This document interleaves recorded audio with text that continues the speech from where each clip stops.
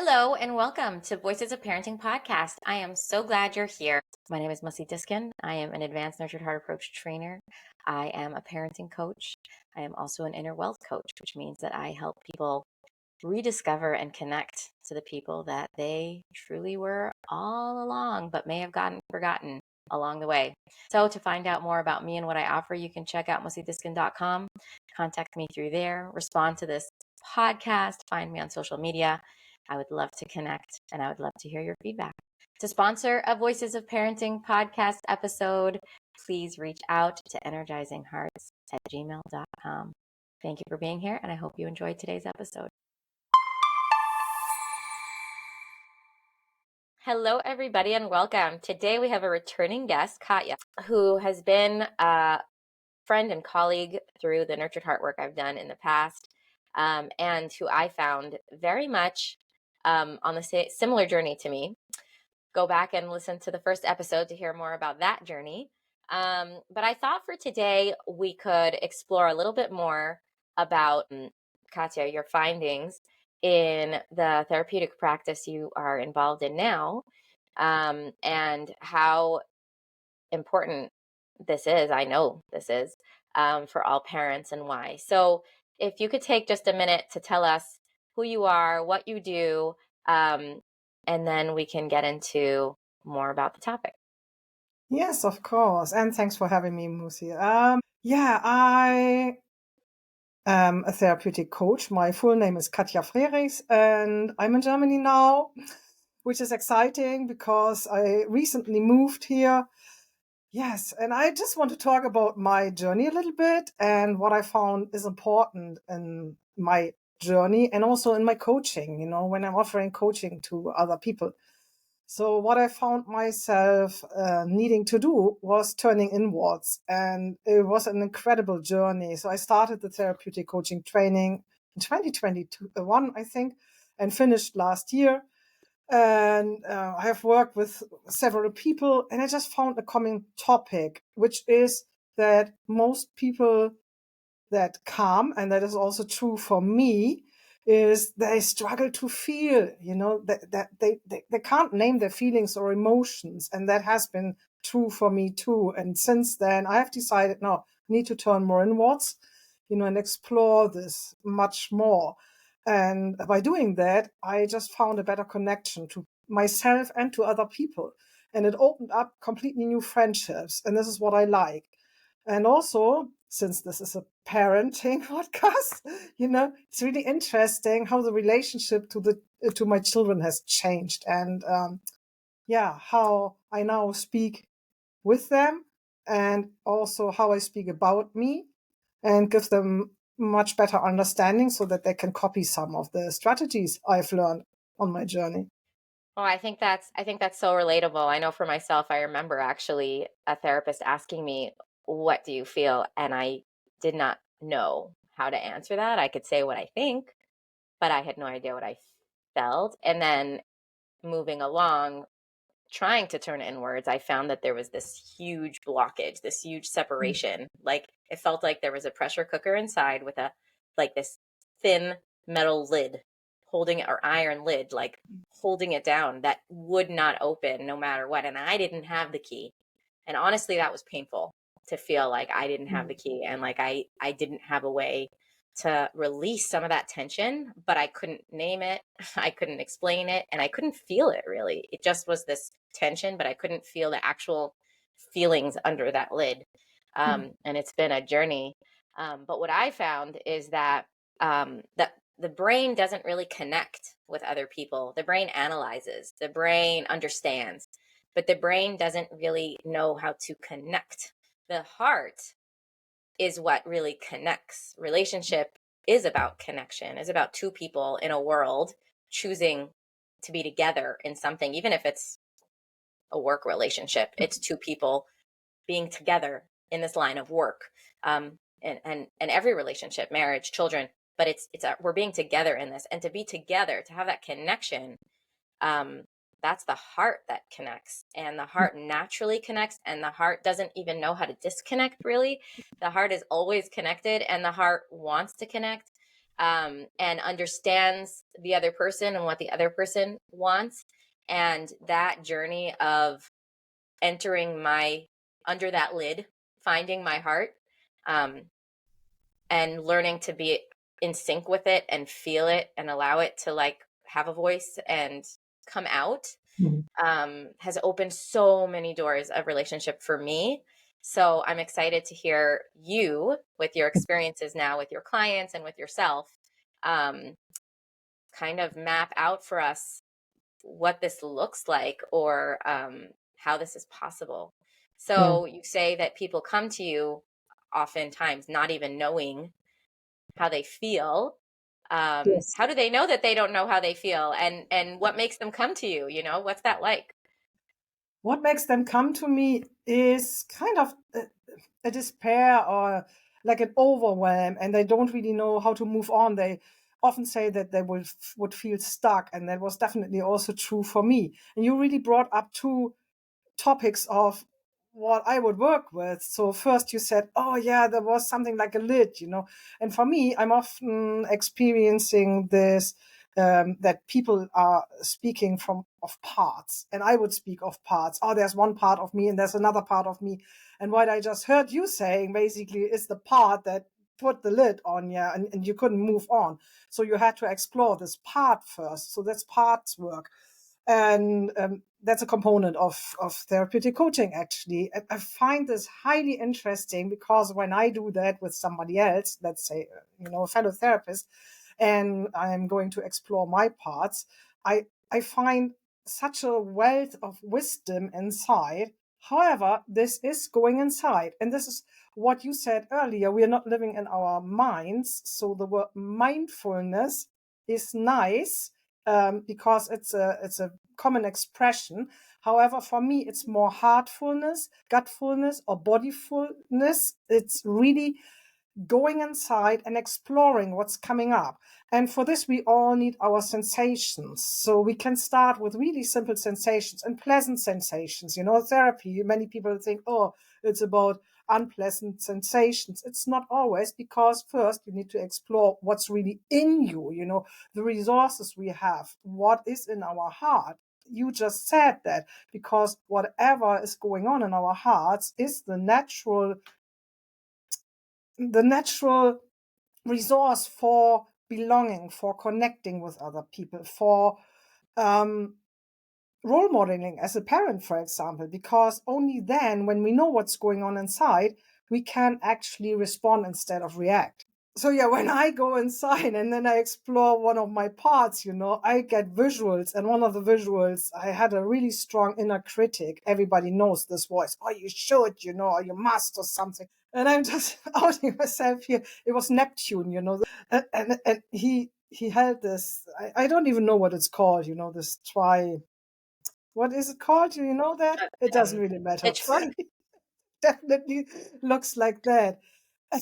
And, he was so rigid and everything. But then I listened to all that he had to say. In the end, he was just like a little boy, who just kind of wanted to rule and everything. So really interesting to go inside. And so this is what I mean. Riding the wave of emotions means that we are sitting with our sensations and sitting with the feelings, really. So I find this really fascinating, whatever comes up then. So instead of saying, oh, I need mindfulness, and kind of like trying to go on with thoughts and thoughts and thoughts and thoughts, is like, take a breath, just stop, ground yourself, and observe what's going on in your body. This is what I think, which really helps. And then just, for a few moments, oh, where are my feet? Can I feel my feet on the ground? What's going on? Just getting the sense of pausing, and then having the chance to respond. And I found this was the really most important aspect of learning to connect and connect with my children, and change the parenting process, because beforehand I just reacted, and that was coming from here. But when I observed what was going on in my body, there was a different connection. And actually, what was underneath? What did I want? and what did my children want, and what does everybody want, is to belong and to connect and to feel validated. So we can only do that when we have the validation for ourselves, the self-worth. So yeah, making Yeah. gut informed decisions, is something we hear sometimes, and I think this is incredibly true. We need more of that nowadays. Yeah, it's so fascinating how counterintuitive what you're saying is, that when I'm trying to connect with or respond to my child, actually the first step would not be to respond and interact with my child. The first step would be to pause and ground myself, find my feet, like you said, find my body and attune inwards, and then allow my inwards, my heart, my gut, my body, to inform with its wisdom, with its infinite wisdom, what's really needed. What's my clarity, what's my child asking, what's the next move. And that, coming from that place, there's such a flow of energetic connection that is so deep and intimate and beautiful, that is available to us. Like you said, I love how you said that the resource that we have in our heart, it's there. It's there. And it's that pause to turn inwards. I'm curious, you said something. You said, when you're pausing inwards and you're noticing the sensations and what's inside your body and having the chance to respond. Can you speak more to that? What does that look like or sound like? What does that mean to respond? So for me personally, it feels that I'm more aligned with what I'm saying. So it just feels right in the moment. And everybody knows for themselves what feels right. So I cannot say this for you or for another person. This is actually something we all need to explore for ourselves. However, for example, with the breathing, it's even with the breathing that we often have this almost head-based breathing. This is what I think, very up here, and to connect, just coming from here to here, you can even use your hands, and just coming down, breathing through your heart, and then speaking words. Just try that and how different that feels. And that can be with neutral words. This is what I think. Just like, okay, just pausing and then speaking from your heart and just checking in. How does this feel different, maybe, to just blurting it out? Just speaking like to somebody, and just like, okay, and now I'm saying something to you. So how different does that feel? And for me to respond is taking into consideration what the other person is feeling in that moment too, kind of picking up on their energy, because sometimes the response is to stay quiet. It's not always saying something. Sometimes it's turning away and maybe mumbling to yourself, oh, you know what? I'm just going out of the room for a few seconds. I will return, I love you, or whatever needs to be said in this moment, because children especially need to feel safe, but not only children. Our inner children also need to feel safe, sorry.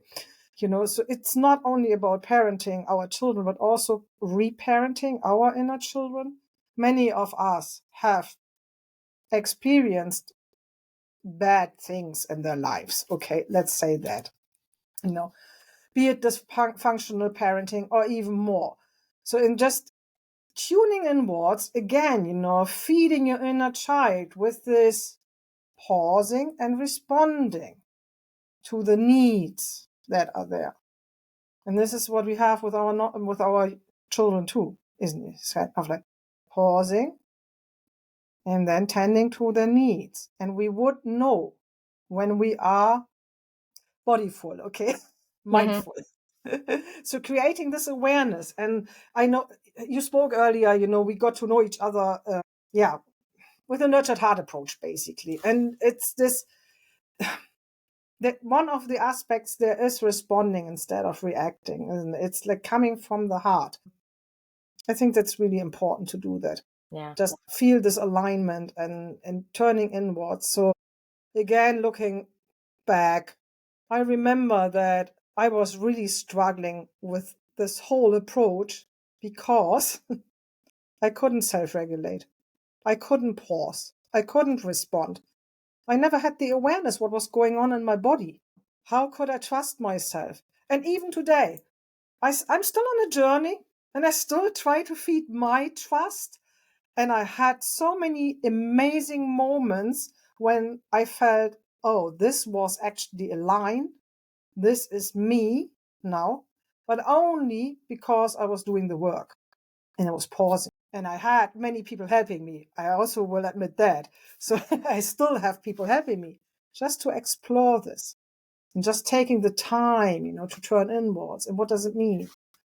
So that I can connect. And that by that, I mean, I connect universally. I connect with myself. And therefore, I also connect with everybody because we all have a positive, let's say, self source core inside. Yeah, and I wanna reflect on and like highlight the piece of respond, because we talked about responding to the child more thoughtfully, mindfully, bodifully, heartfully, which maybe is something more talked about or known about in any parenting paradigm. But the piece that I want to highlight is that responding to ourselves, that piece of going inward, becoming aware of the sensations and the experience in my body, in my heart, in my gut, listening to that and responding to that, Mhm. responding to myself, responding to what it is that myself is asking for or myself is feeling, because the needs or triggers or wounds or memories that are triggered in any moment inside of me, that isn't about the other person. And I can be my own source of healing Mhm. and nourishment if I can respond to that lovingly and compassionately and mindfully and heartfully. And then that fullness could then have me respond to the other person with that compassion and understanding and love that's coming from a place of fullness, not from a place of empty desperation of needing to be a good parent. I Yeah. actually am a good parent, meaning I actually am feeling that love and showing up from that space because I've responded to me.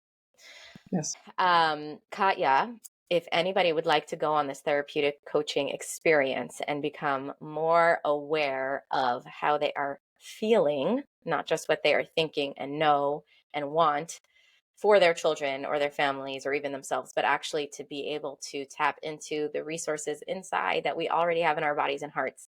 How can they go about finding out more about Mhm. this process or about you? And what could they expect? Okay, so at the moment, I'm still on my old website, which is nurturingbubble.co.uk. I'm in the midst of creating a new one. And on that page, you can also find my mobile phone number, which is a German number. So don't be surprised about that. Everybody can book a free discovery call with me and find out, if we are a good team to work together, because coaching is very much about the client, what they bring to the process and not me. I don't want to give advice or something. It's really about the exploration of ourselves. What can they expect? I use different tools from NLP to tapping techniques. Many people have heard about that, where you use your acupressure points, for example, to process, let's say, stuck emotions. I would try to figure out with them what has influenced their present behaviors. A therapeutic coach is not only working towards the future, but also looking into the past a little bit. So, what influences are there? It doesn't replace psychotherapy, however. So, just book a call. You can find out about that, and it's possible to book this call on my website. Yeah. And I just hope, you get interested to go on this journey inwards. I always say it's my inner lighthouse shining there, and if you want to discover your inner lighthouse, you're very much welcome, just let's do that. Yes, and it's an ever giving gift that continues to give, because what we're able to then give our children and what they're then able to give themselves and their children, on and on and on through the generations. It's shifting generations, it's changing trajectory of history. Really, it's really big, and probably the most rewarding thing I've ever done was turn inward. So thank you, Katya, for being a resource for all of us, both with your experiences and your own journey, your own self, and as a professional now helping others with this journey, being a resource for us if we want to go on this journey. We know somewhere that we can reach out. I'll put your information in the show notes, and thank you for being here. Yeah, thank you for having me again. We'll love to come back. There you Thanks. go. Hey, wait, don't go yet. Take a minute to find the beautiful quality that you have, that you appreciate about yourself.